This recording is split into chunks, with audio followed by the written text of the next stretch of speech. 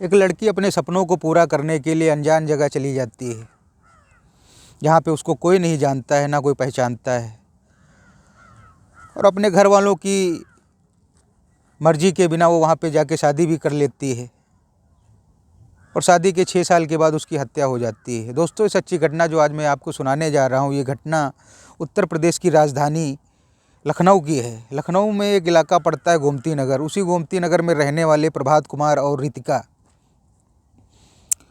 प्रभात जो कि एक प्राइवेट कंपनी में काम करता है और रितिका एक ब्यूटी पार्लर में काम करती है, दोनों की ठीक ठाक आमदनी हो जाती है, दोनों की ज़िंदगी अच्छे से गुजर बसर होती है।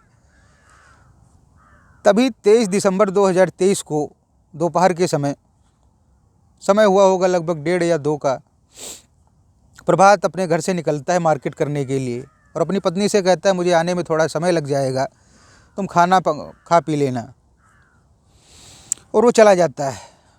प्रभात जब लौट के आता है, 10 या 10:30 का टाइम हुआ होगा, तो देखता है उसके घर का दरवाज़ा खुला हुआ है। वो तुरंत ही अपनी बाइक को खड़ी करता है और जाके अंदर जब देखता है तो उसकी पत्नी की डेड बॉडी पड़ी हुई होती है और चारों तरफ खून पड़ा हुआ होता है। वो ये सब देख के बहुत ही बदहवास हो जाता है और रोने चिल्लाने लगता है। रोने चिल्लाने की आवाज़ सुन के उनके पड़ोसी मनीष और आशीष दोनों भाई आके देखते हैं। जब वो देखते हैं कि रितिका की डेड बॉडी पड़ी हुई है तो तुरंत ही नज़दीकी पुलिस को फ़ोन करते हैं। पुलिस की टीम मौके पर पहुंचती है, घटनास्थल का मुआयना करती है और बहुत ही बारीकी से जब मुआयना करती है तब भी उसको कोई सबूत हाथ नहीं लगता है। तो वो प्रभात से पूछती है, क्या तुमको किसी पे शक है, तुमको इस बारे में कुछ मालूम है? तो प्रभात कहता है, मुझको ना तो किसी पे शक है, ना मुझको कुछ मालूम है। मैं तो मार्केट करने के लिए गया था, वहाँ से जब वापस आया तो देखा मेरी पत्नी की डेड बॉडी पड़ी हुई है और चारों तरफ खून था। इसी दरमियान पुलिस रितिका के माँ बाप को फ़ोन करती है। रितिका के माँ बाप जब आते हैं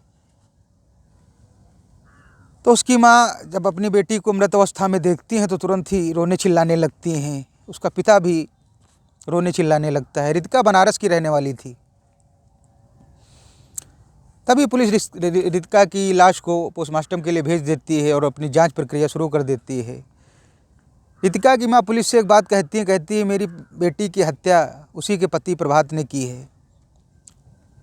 तो पुलिस रितिका की माँ की तहरीर पे प्रभात को कस्टडी में लेके पूछताछ करती है, मगर उससे कोई भी नतीजा नहीं निकलता है, कुछ पता नहीं चलता है। इसी दरमियान पुलिस प्रभात का मोबाइल नंबर सर्विलांस पे लगा देती है। एक हफ्ते के बाद प्रभात अपने छोटे भाई अरुण से बात करता है और वो रितिका से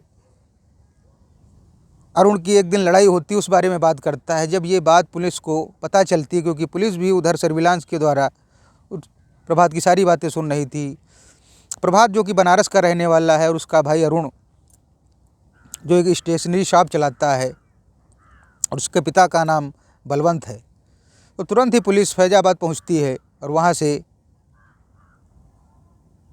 अरुण को कस्टडी में लेती है और ला के पूछताछ करती है। पहले तो अरुण टाल मटोल करता है, फिर वो सारी बातें बताता है। जब पुलिस उसको अलग एंगल से पूछताछ करती है, दबाव दे के पूछताछ करती है, तो सारी बातें उगलने लगता है। वो कहता है कि हाँ, मैंने ही रितिका का मर्डर किया है और उसमें मेरा एक दोस्त और मेरा ड्राइवर भी शामिल था। रितिका और प्रभात दोनों लखनऊ की एक प्राइवेट कंपनी में काम करते थे। वहीं पे दोनों की मुलाकात होती है।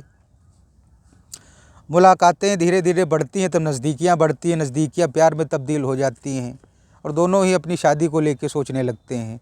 दोनों अपने अपने घर में ये बात बताते हैं कि मुझको शादी करनी है, मगर दोनों के घर वाले मंजूरी नहीं देते हैं।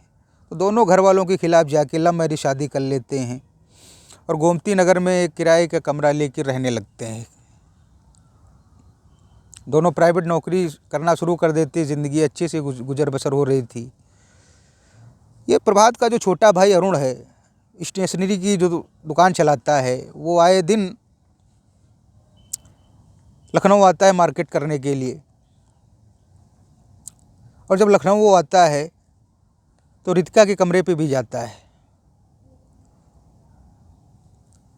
और अब जब अपने भाई से मिलता है प्रभात से तो अपने माँ बाप की बातें करता है। एक दिन वो बातें कर रहा था, तभी रितिका ये बातें सुन लेती है कि अरुण अपने भाई से माँ बाप की बातें कर रहा है। तो जब वो चला जाता है तो रितिका प्रभात के ऊपर बहुत गुस्सा होती है और उससे कहती है तुम्हारे माँ बाप से मुझको कोई लेना देना नहीं है, उनकी बातें मुझको सुनना पसंद नहीं है। बहुत ही प्रभात को डांटती फटकारती है।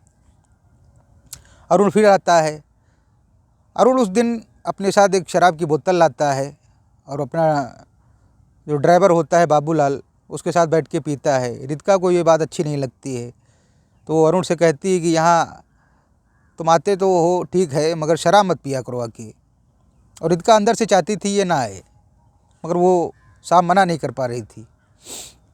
कुछ दिनों के बाद अरुण फिर मार्केटिंग करने के लिए लखनऊ आता है और अपने भाई के कमरे पे जाता है। उस दिन उसका भाई और उसकी पत्नी रितिका दोनों ही कमरे पे थे। तभी अरुण अपने बैग से एक टिफ़िन निकालता है और प्रभात को पकड़ाता है। कहता है माँ ने अपने हाथ से हलवा बना के तुम्हारे लिए भेजा है, भैया खा लो। अरुण जैसे ही अपने भाई को टिफ़िन पकड़ाता है, वो पकड़ के टिफ़िन को खोलने लगता है, वैसे ही तुरंत ही झट से रितिका उस टिफ़िन को छीन लेती है और छीन के जाके कूड़ेदान में फेंक देती है और बहुत ही गुस्सा हो जाती है। तरह तरह की बातें कहने लगती है। अरुण के ऊपर बहुत नाराज़ हो जाती है। अरुण कुछ कह पाता उससे पहले ही रितिका उसके गाल पे एक तमाचा जड़ देती है और उसे कहती है कि तुम्हारी मैं शक्ल भी नहीं देखना चाहती। मैं अभी तक कुछ कह नहीं पा रही थी, मगर अब तुम सुन लो, आज के बाद तुम मेरे कमरे पर मत आना।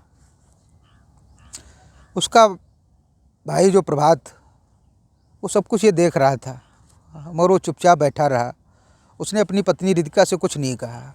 अरुण वहाँ से चला तो गया, मगर जो तमाचा रितिका ने उसके गाल पे मारा था, वो तमाचा उसके दिल में छप गया। वो रास्ते भर यही सोचता रहा कि मैंने ऐसी कौन सी गलती कर दी जो उसने तमाचा मुझको मार दिया। अब अरुण के मन में बस एक ही ख्याल था कि इस तमाचे का बदला लेना है। और फिर वो षड्यंत्र तैयार करता है। उस षड्यंत्र में अपने एक दोस्त को शामिल करता है, शुभम को। 1-2 महीने के बाद अरुण और उसका दोस्त शुभम और उसका ड्राइवर बाबूलाल, ये सब लखनऊ आते हैं और आके प्रभात और रितिका के कमरे के बाहर, घर के बाहर खड़े हो जाते हैं। और जब देखते हैं कि प्रभात घर में ही है, उसकी गाड़ी बाहर खड़ी हुई है, तो उसके जाने का इंतज़ार करने लगते हैं।